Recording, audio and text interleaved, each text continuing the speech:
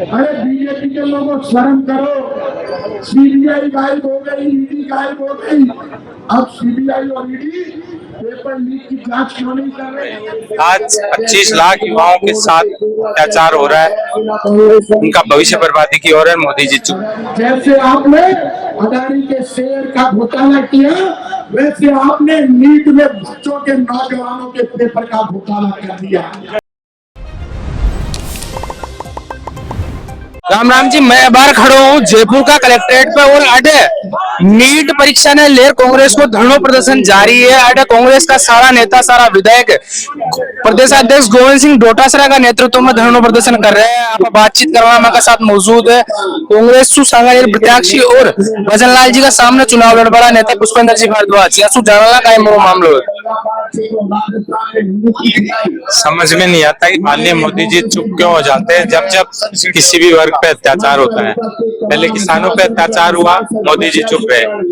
फिर भारत की बेटियों पे अत्याचार हुआ, मोदी जी चुप रहे। आज 25 लाख युवाओं के साथ अत्याचार हो रहा है, उनका भविष्य बर्बादी की ओर है। मोदी जी चुप। मोदी जी को जागना चाहिए और इसमें संज्ञान लेना चाहिए। नीट की परीक्षा रद्द करनी चाहिए। आज माननीय प्रदेश अध्यक्ष गोविंद सिंह डोटासरा जी के नेतृत्व में शांतिप्रिय धरना है। आने वाले समय में अगर नीट रद्द नहीं हुई तो उग्र आंदोलन भी किए जाए।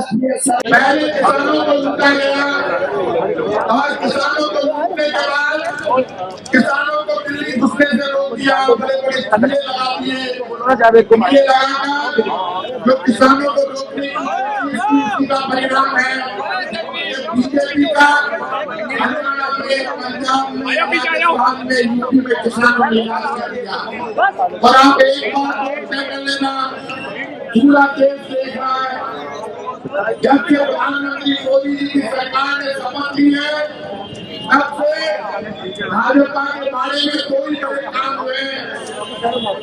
नेशनल एलिजिबिलिटी एंट्रेंस टेस्ट की परीक्षा का पेपर लीक हो गया और पेपर लीक होने के बाद केंद्र के मंत्री धर्मेंद्र प्रधान ने 6 बार अपना बयान बदला। पहले दिन धर्मेंद्र प्रधान बोले कांग्रेस साजिश कर रही है, विपक्ष साजिश कर रहा है, पेपर लीक नहीं हुआ। और मैं आज आपसे कह रहा हूँ, कल धर्मेंद्र प्रधान ने सुनने माना जो बिहार में जो गैंग पकड़ी गई है, उस गैंग ने 2 दिन पहले बच्चों को पेपर तैयार करके एग्जाम दिला दिया।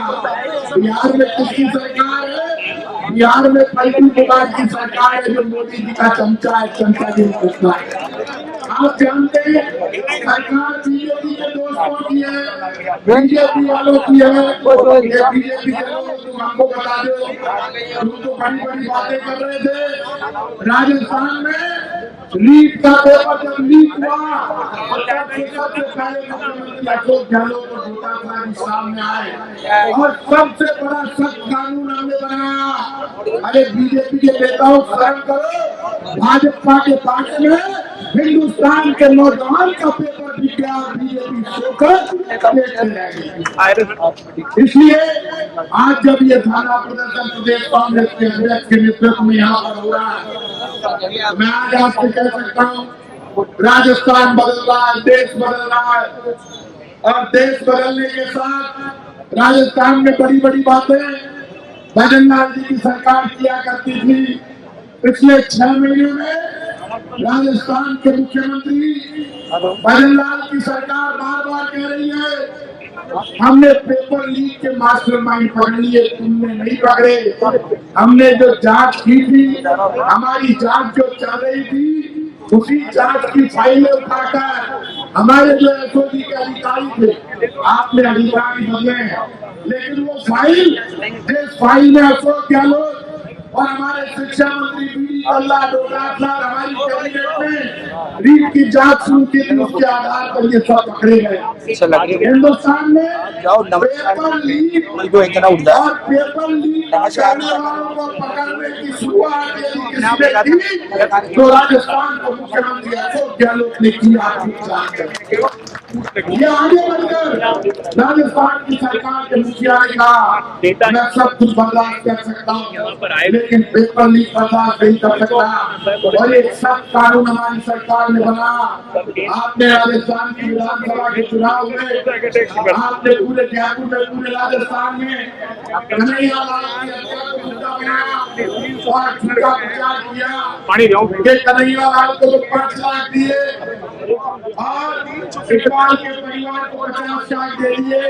ऐसा नहीं हुआ। कन्हैया लाल के परिवार को 50 लाख रुपए दिए गए, उसके 2 बच्चों को नौकरी दी गई और अभी हमारे सैनिक परिवार के सदस्यों की डेथ हो गई, आतंकवादियों ने हत्या कर दी। उनके लिए कांग्रेस ने कहा, पूरे राजस्थान में कहा, हर बच्चे, हर नौजवान को, हर आदमी को आप 50 लाख रुपए दो। ये रफीक खान साहब और विक्रम गिंडी वहां पर गए, दिवाली भी गए, जाकर कहा इनको 50 लाख रुपए दो। कांग्रेस की गहलोत सरकार ने पॉलिसी बनाई है, आप उस पॉलिसी पर काम करो, लेकिन 50 लाख नहीं दिए, 25 लाख रुपए दे दिए, संविदा पर नौकरी दे दी। हमने 2 बच्चों को नौकरी दी और उसके बाद 2 बच्चों को उनको नौकरी दी जिन्होंने कन्हैया लाल के हत्यारों को पकड़ा। आज ये पेपर लीक को लेकर आंदोलन की शुरुआत है।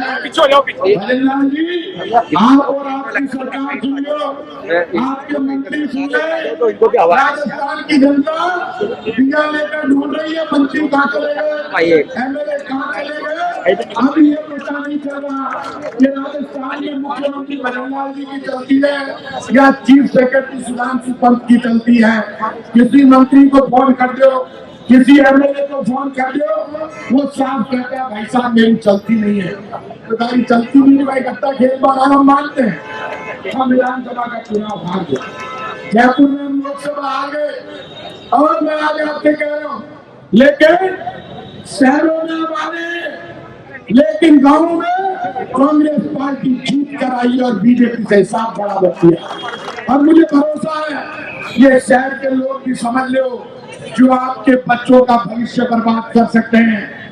हिंदुस्तान के लगभग 25 लाख बच्चों ने नीट का एग्जाम दिया था।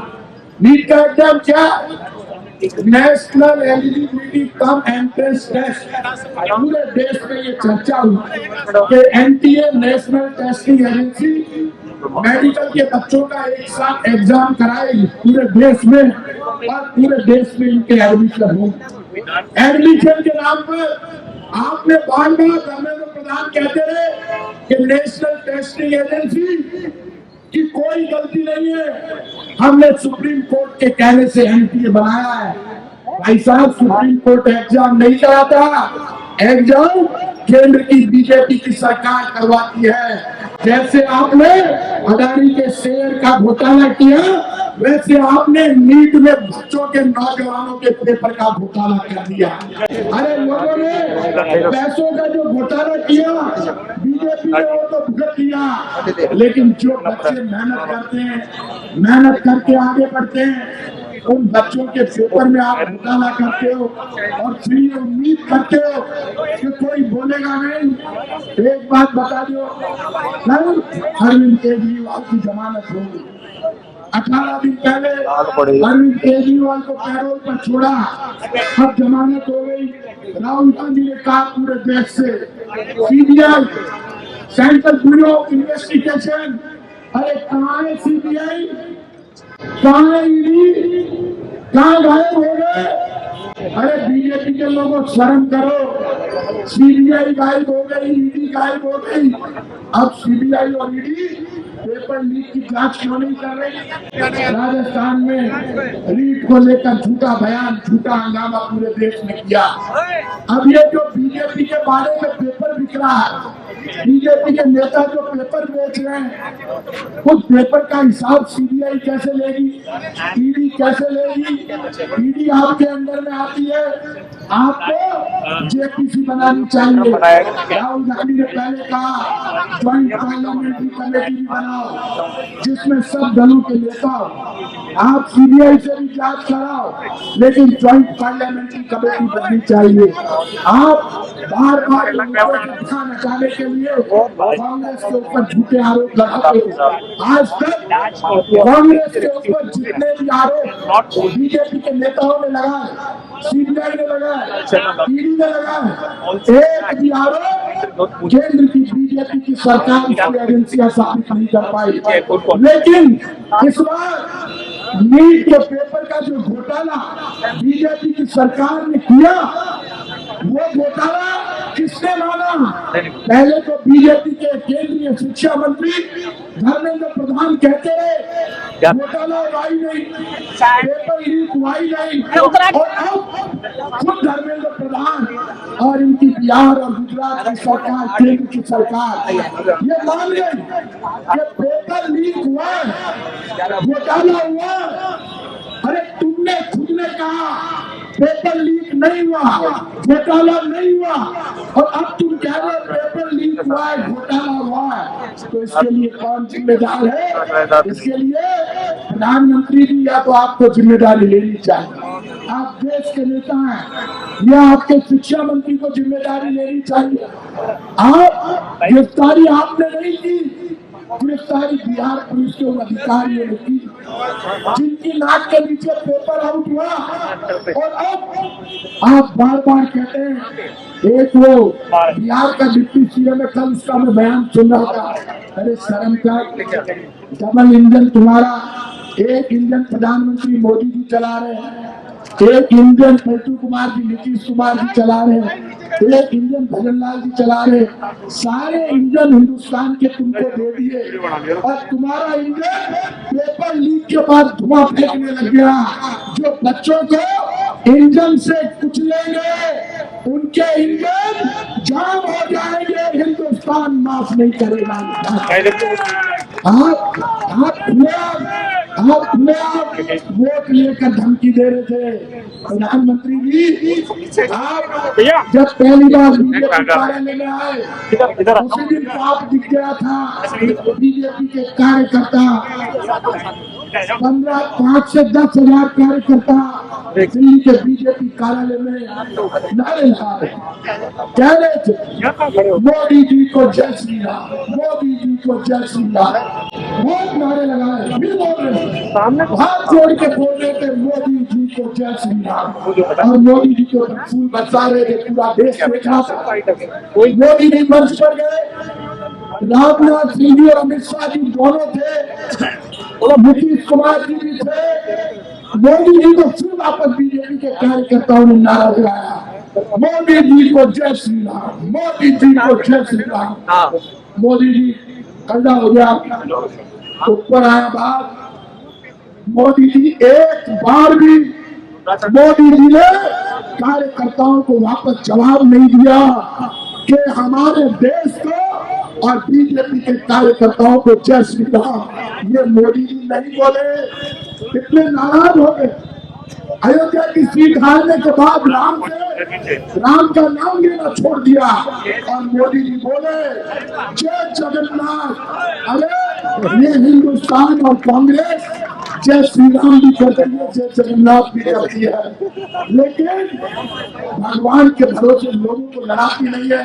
आपने जय जगन्नाथ को बोला मोदी जी, मुझे पता है आप उड़ीसा में 22 सीट जीत गए तो जय जगन्नाथ, और आप यूपी में 37 सीट हार गए तो आपने जय श्री राम बोलना छोड़ दिया।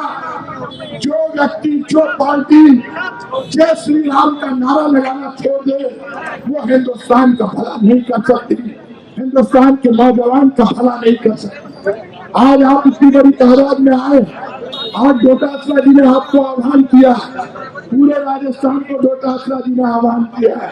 डोटासरा जी, आपने विधानसभा चुनाव में यहाँ का मोर्चा बुला दिया और हिंदुस्तान का नौजवान का पीतम डालन आप सुन लीजिए। अब वो जमाने, अब वो टाइम आ गए, बीजेपी का पीतम उड़ गया है, मोर्चा विधानसभा में बोल गया, और अब टाइम में हिंदुस्तान का नौजवान बीजेपी का पीतम डावेला।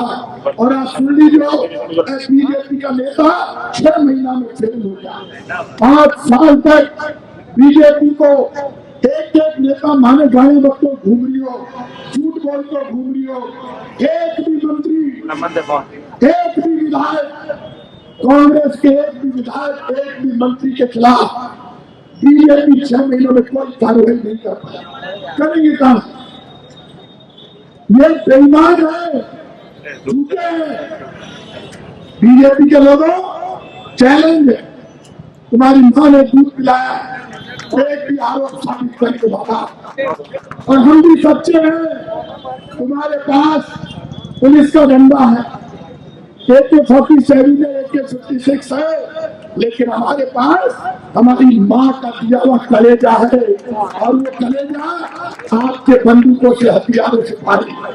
राजस्थान की धरती पर यह मत सोचना कि कांग्रेस का कार्यकर्ता चुप रहेगा। जयपुर में हमने पॉलिसी बनाई थी, गहलोत सरकार, पुनर्वास की पॉलिसी। आप किसी को बेघर बात करोगे तो पहले मकान के बदले मकान दोगे। सांगानेर के लोगों ने हमको वोट नहीं दिया, हम जानते। जयपुर के लोग डायरेक्ट मोदी जी से रिश्ता बना वोट दे रहे थे, लेकिन फिर भी कह रहा हूं, राजस्थान में कांग्रेस की सरकार ने नीति बनाई थी, आप किसी को बेघर नहीं कर सकते, पहले मकान के बदले मकान देना है। हमने मकान के बदले मकान दिया, उसके बाद जब वो सहमत हो गया दुकान के बदले दुकान देगा, तब तोड़ फोड़ की। बीजेपी की सरकार ना तो मकान के बदले मकान देती है, ना दुकान के बदले दुकान देती है, सिर्फ गंदे देती है। इसलिए आप सब लोगों से कहूंगा, आप इतनी बड़ी तादाद सब लोग यहाँ पर आए, मैं आप लोगों से इतना ही कहूंगा, राजस्थान में जहाँ भी पुलिस शुरू करे, आप जानते हैं कानून व्यवस्था चौपट है, माँ बहन बेटी की इज्जत पर हमला हो रहा है। चाहे जयपुर की कांग्रेस आह्वान करे, चाहे हमारे प्रदेश कांग्रेस कमेटी कहते आह्वान करे, हमें जयपुर की सड़कों पर निकलना, मुकाबला करना। मैं भरोसा देता हूँ कि हम जयपुर के लोग भी, राजस्थान के लोग भी, जब भी राजस्थान में बीजेपी के नेता अब जल्दी इनके काले कारनामे सामने आए, 6 महीने में इनकी उपलब्धि 0 है। 25 लाख का इलाज 5 लाख पर आ गया, सारे काम धंधे काम, नए कनेक्शन में छूट नहीं दे रहे, किसान के साथ धोखा हो रहा, नौजवान को लूट लिया, पेपर लीक हो रहा है, और बीजेपी के बारे में एक ही काम ईमानदारी से हो रहा है, और वो काम है बेईमानी का। इसके अलावा कोई काम ईमानदारी से नहीं हो रहा। आज से कांग्रेस के अध्यक्ष ने शुरुआत की है आंदोलन की, हम भरोसा देते हैं, लड़ेंगे मरेंगे, लेकिन बीजेपी को झुकाकर देश की और नौजवान की रक्षा करेंगे। आप सबको बहुत बहुत धन्यवाद। जय पीछे आ जाओ।